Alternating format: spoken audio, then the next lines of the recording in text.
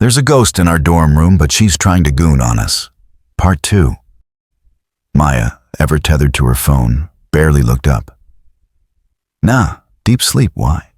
Chloe scoffed. You kiddin'? I was in dreamland, probably solving world hunger in my sleep. Sam, still foggy, grunted a negative. Liam, who usually pulled all-nighters, simply shook his head, a vague weariness etched on his face. Their genuine confusion only amplified the unsettling reality of what I had seen. They didn't know. And suddenly, I felt profoundly alone in my terror. Later that afternoon, a chance encounter on campus felt less like coincidence and more like a twisted twist of fate. I ran into Jamie, the previous occupant of my very bed, the one who'd lived in room 3B last year. Jamie, with her perfectly curated vintage outfits and encyclopedic knowledge of local urban legends, often joked about the vibes of our old house. But when I recounted my unsettling 3:30 a.m. encounter, the girl, the hair, the silent glide, the color drained from her face faster than a TikTok trend fades.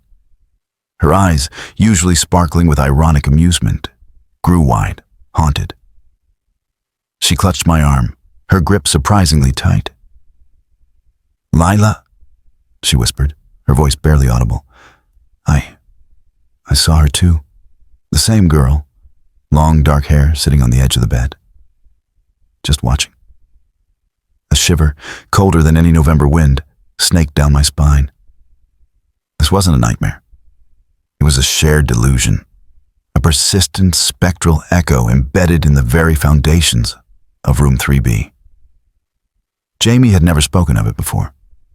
Too afraid, too dismissive of her own sanity. But now, seeing the same dread in my eyes, she confessed. We called her the sleeper.